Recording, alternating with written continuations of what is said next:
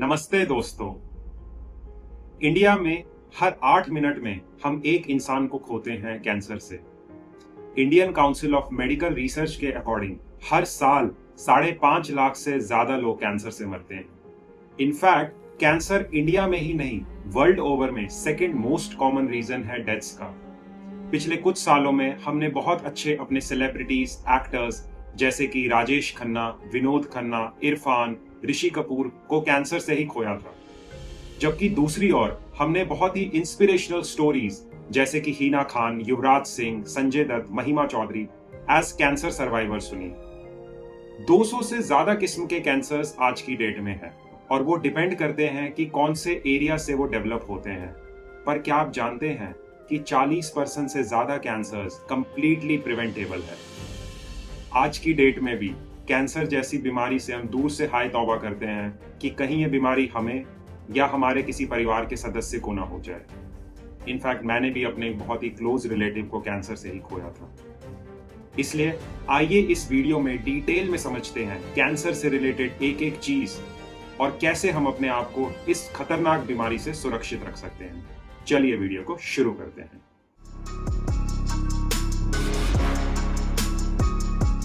सबसे पहले समझते हैं कि कैंसर एक्चुअली में होता क्या है।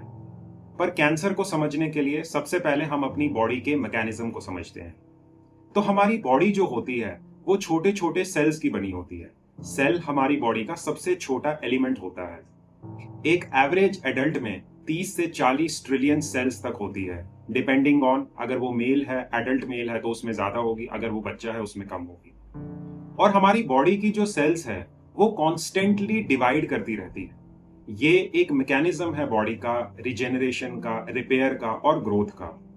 एक दिन में अराउंड 330 बिलियन, अगर आप उनको इंडियन लैंग्वेज में समझे तो 33,000 करोड़ सेल्स डेली डिवाइड होती हैं। अब सेल्स जब डिवाइड होती हैं तो अपनी एग्जैक्ट एक रेप्लिका कॉपी बनाती है। और सेल्स के अंदर में हमारा डीएनए होता है। डीएनए के अंदर में हमारा जेनेटिक कोड होता है जो डिफाइन करता है हमारे ओवरऑल कैरेक्टरिस्टिक्स, हमारे फीचर्स, सब कुछ। तो डीएनए भी सेल के साथ डिवाइड होता है। तो अगर नॉर्मल सब कुछ है तो डीएनए सही तरीके से डिवाइड हो जाता है। पर कभी कभी क्या होता है, इस डिवीजन में कुछ एरर आ जाता है और वो डीएनए सही से अपने आप को रेप्लिकेट नहीं कर पाता है। अब बॉडी के पास कुछ मैकेनिज्म्स हैं इस सिचुएशन से डील करने के। वो बॉडी का 3 लेयर डिफेंस मैकेनिज्म है। उस मैकेनिज्म में सबसे पहले हमारी बॉडी में होते हैं DNA auto correction jeans.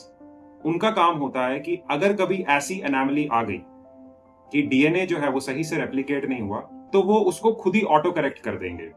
99% cases में डीएनए जब सही से रेप्लिकेट नहीं होता है, उस प्रॉब्लम को डीएनए ऑटो करेक्ट जीन्स ही सही कर देती हैं। अगर एनोमली इतने बड़े लेवल की है, डैमेज इतने बड़े लेवल का है कि उसको ऑटो करेक्ट नहीं किया जा सकता है, तो हमारी बॉडी में होता है ट्यूमर सप्रेसर जीन, जो एक स्पेशलाइज्ड टाइप का प्रोटीन जिसे हम P53 प्रोटीन कहते हैं वो रिलीज करते हैं। उसका काम ये होता है कि वो सेल को इंस्ट्रक्शन देता है कि वो अपने आप को सेल्फ डिस्ट्रक्ट कर दे। इसे हम मेडिकल टर्म्स में एपोप्टोसिस भी कहते हैं। और तीसरा मैकेनिज्म होता है कि हमारी बॉडी में इम्यून सर्वेलेंस सेल्स होती हैं जिन्हें हम नेचुरल किलर सेल्स भी कहते हैं। ये एक तरीके की व्हाइट ब्लड सेल्स होती हैं जो कांस्टेंट हमारी बॉडी में सर्वेलेंस करती रहती हैं। अगर कहीं पे ऐसी कोई दिक्कत होती है तो वो सेल को डिस्ट्रॉय कर देती है और हमको उस चीज से प्रोटेक्ट करती हैं। लेकिन अगर कभी इन्हीं जीन्स और सेल्स में प्रॉब्लम आ जाए तो हमारी बॉडी के पास इस सिचुएशन से निकलने का कोई तरीका नहीं है। तो अगर कोई एबनॉर्मल सेल्स ऐसी बनी है कहीं पर तो उन्हें इंस्ट्रक्शन ही नहीं मिलता है कि उन्हें आगे डिवीजन नहीं करना है और वो अनकंट्रोलेबली बढ़ती रहती है। इसी अनकंट्रोल्ड ग्रोथ को कैंसर कहते हैं। कैंसर और कुछ नहीं है, uncontrolled growth of abnormal cells होता है। और ये अनकंट्रोल्ड ग्रोथ बॉडी के किसी भी पार्ट से शुरू हो सकता है और जब ये इतना बढ़ जाता है कि दूसरे टिश्यूज और ऑर्गन्स के साथ इंटरफेयर करने लग जाता है, उसे हम कहते हैं कि कैंसर बॉडी में फैल रहा है, जिसे हम मेडिकल टर्म्स में मेटास्टेसिस की भी स्टेज कहते हैं। लेकिन इनमें से कई कैंसर्स कंप्लीटली प्रिवेंटेबल है। आइए समझते हैं वो कौन से कॉमन कैंसर्स हैं जो प्रिवेंटेबल है और कैसे हम उनको प्रिवेंट कर सकते हैं।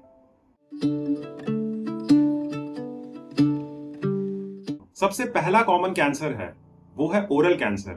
40% of the Indian cancer cases are oral cancers only. इसके कॉमन कॉजेज क्या हैं? पान, गुटखा, तंबाकू, ये जो अलग अलग किस्म के मसाले आते हैं, स्मोकिंग, एक्सेसिव अल्कोहल यूजेज, ये इसके कॉमन कॉजेज हैं। तो प्रिवेंशन क्या होगा? इन सबको छोड़ो, पान, गुटखा, मसाला, तंबाकू, ये सारी चीजें क्विट करो, स्मोकिंग क्विट करो। ये कोई खाने पीने की चीज तो है नहीं कि इनसे खा करके आपको न्यूट्रिशन मिलता है। तो क्या फायदा है इनका खाने का?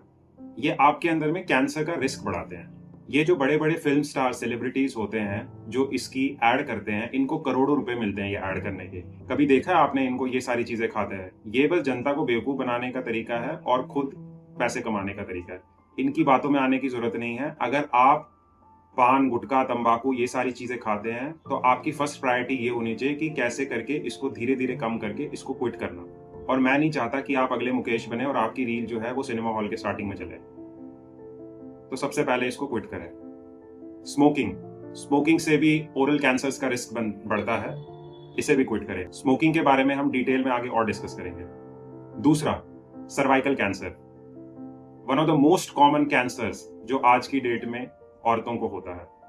इसका कॉमन कॉज क्या है? एचपीवी वायरस से कैंसर होता है। और अगर एक लड़की अनप्रोटेक्टेड सेक्सुअल एक्टिविटी में इन्वॉल्व होती है किसी ऐसे इंसान के साथ जो उसका कैरियर है, तो उसे इस टाइप के कैंसर का रिस्क बढ़ता है। इसका जो प्रिवेंशन है वो बहुत इजी है। एचपीवी की वैक्सीन आती है, 3 डोजेस में लगती है। अपने नजदीकी हॉस्पिटल में जाएं, एचपीवी की वैक्सीन ले और ये या कैंसर को आप कंप्लीटली प्रिवेंट कर सकते हैं। तीसरा, लंग कैंसर। इसके कॉमन कॉजेज है एक्सेसिव स्मोकिंग, एयर पोल्यूशन या ऑक्यूपेशनल हैजार्ड। अगर आप ऐसी किसी जगह पे काम करते हैं जहां पे कॉन्स्टेंटली आप एस्बेस्टॉस, कोल डस्ट, आर्सेनिक जैसे हार्मफुल केमिकल्स इनहेल कर रहे हैं, तो इसका रिस्क बढ़ता है। और इससे बचने का तरीका बहुत ही सिंपल है, स्मोकिंग क्विट करें। और अगर आप किसी ऐसे ऑक्यूपेशन में काम करते हैं तो प्रॉपर N95 मास्क लगा करके ही वो काम करें। और अगर आप किसी ऐसी जगह में रहते हैं जहां पे एयर पोल्यूशन ज्यादा रहता है, फॉर एग्जांपल आप दिल्ली में रहते हैं और दिल्ली में विंटर्स के टाइम पे पोल्यूशन का लेवल बहुत ज्यादा हो जाता है, तो आप उस टाइम पे अवॉइड करें बाहर निकलना और अपने घर में एयर प्यूरिफायर्स का यूज करें। चौथा, liver cancer. Most common cause liver cancer का है excessive alcohol use and hepatitis infection. अगर आप बहुत ज्यादा शराब पीते हैं तो उसका सेवन जो है बहुत रिड्यूस करें। अपने लिवर को बार बार टेस्ट ना करें कि वो तो प्यूरिफाई करके निकाल ही देगा। अल्कोहल का लिवर के ऊपर बहुत बुरा असर पड़ता है। और अगर आप एक्सेसिव ड्रिंकिंग करते हैं तो उससे लिवर सिरोसिस हो सकता है। और अगर आप तब भी नहीं रुकते हैं तो उससे कैंसर भी हो सकता है। सेकेंडली, हेपेटाइटिस का जो है इन्फेक्शन, उसके लिए आप वैक्सीनेशन ले सकते हैं और इस कैंसर को कंप्लीटली प्रिवेंट कर सकते हैं। ये तो मैंने 4 कॉमन कैंसर्स के बारे में बात की, लेकिन और भी तरीके के कैंसर्स होते हैं, जैसे कि कोलन कैंसर, जो कि मोस्टली प्रोसेस्ड मीट से ही होता है। तो प्रोसेस्ड मीट्स अवॉइड करें, कोशिश करें जब भी आपको नॉनवेज खाना है तो आप या तो घर का खाएं, या तो अगर आप बाहर खा रहे हैं तो एक नॉनवेज की डिश खाएं, ना कि ये जो प्रोसेस्ड फॉर्म में जो मीट्स देते हैं वो खाया करें। और जैसे कि प्रोस्टेट कैंसर होता है, अगर आपकी फैमिली हिस्ट्री में प्रोस्टेट कैंसर है तो रेगुलरली चेकअप करवाएं प्रोस्टेट का और इसके प्रति अवेयर रहें। अब समझते हैं कि क्या जनरल गाइडलाइंस हमें लाइफ में फॉलो करनी चाहिए कि बाकी जितने कैंसर्स हैं उसके रिस्क को हम लोग मिनिमाइज कर सकें।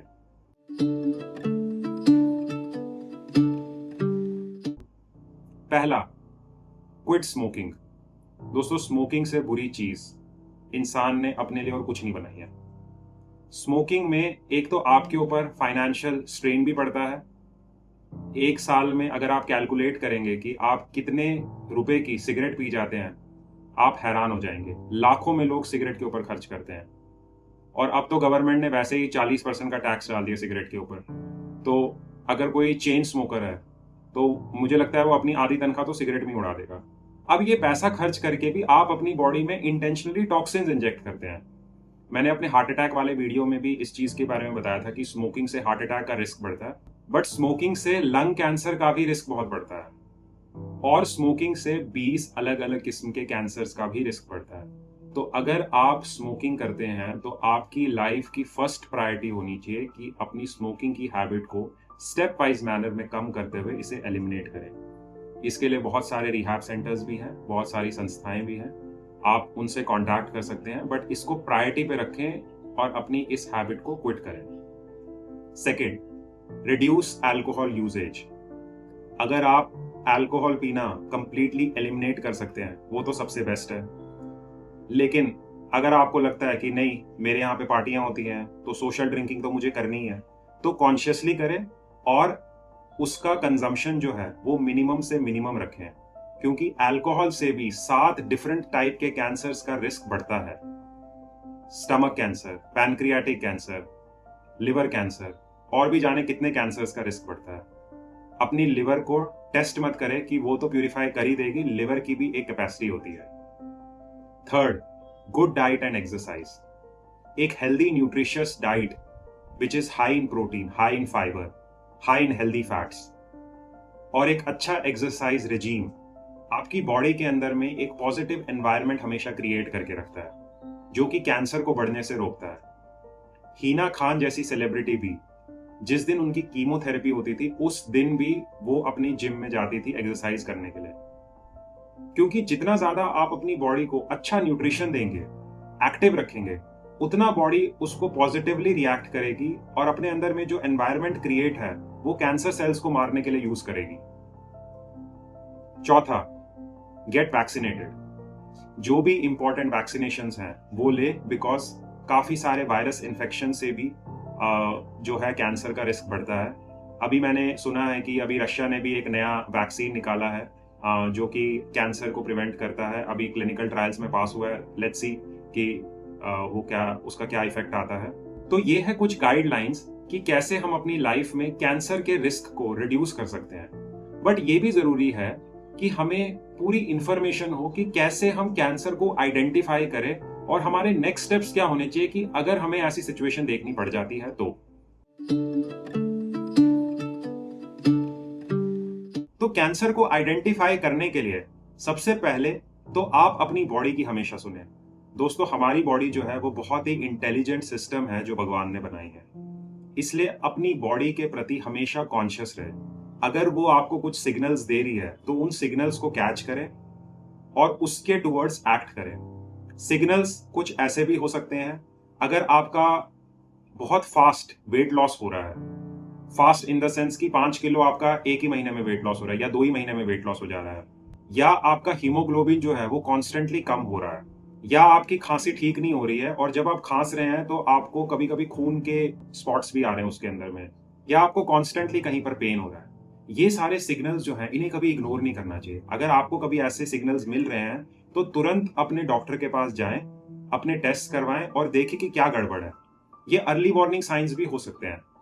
अगर हमें जितना जल्दी से जल्दी चीजें पता चलेगी, हम जल्दी एक्ट करेंगे, उतना जल्दी पॉसिबिलिटी है कि इस बीमारी को हम फैलने से रोक सकते हैं।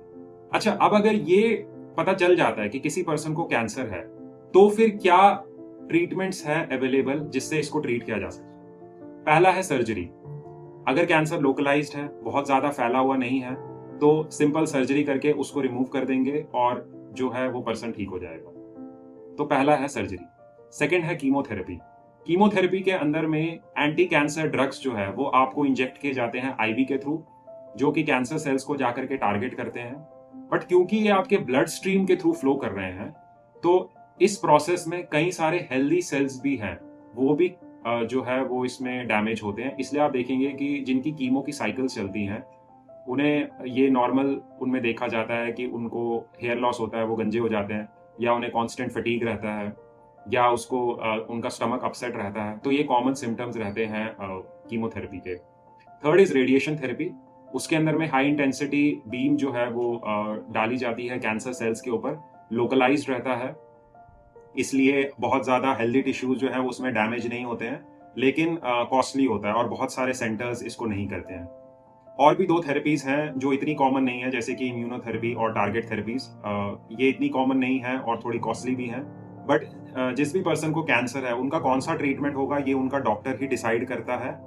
बट कोई भी ट्रीटमेंट चले, चाहे सर्जरी हो, चाहे कीमो हो, चाहे रेडिएशन थेरेपी हो, कोई भी सर्जरी चले, इंपॉर्टेंट है जिस टाइम पे इंसान का कैंसर ट्रीटमेंट हो रहा है उस टाइम इंसान डीमोटिवेटेड ना फील करे, और अपनी डाइट, एक्सरसाइज, मेंटल हेल्थ को बहुत बहुत अच्छा रखें, क्योंकि यही सारी चीजें आपके अंदर में एक पॉजिटिव एनवायरनमेंट क्रिएट करती हैं जो कि कैंसर से लड़ने के लिए बहुत जरूरी है। तो जिस भी इंसान का कैंसर ट्रीटमेंट अभी चल रहा है, आप बिल्कुल डीमोटिवेट मत होइए। आप बिल्कुल अपनी विल पावर स्ट्रांग रखें, अच्छी न्यूट्रिशियस डाइट खाएं, एक्सरसाइज करें, वॉक कर सकते हैं वॉक करें, हल्की जॉगिंग कर सकते हैं वो करें, अगर हल्का फुल्का आप जिम या स्ट्रेंथ ट्रेनिंग कर सकते हैं वो करें, खुश रहें, अपने परिवार के बीच रहें, अपनी मेंटल हेल्थ के लिए मेडिटेशन करें, अलग अलग लोगों से मिले, डीमोटिवेटेड ना फील करें। जितना आप अपनी बॉडी को एक पॉजिटिव सिग्नल देंगे, उतना आपकी बॉडी कैंसर से लड़ने के लिए और तैयार होती रहेगी।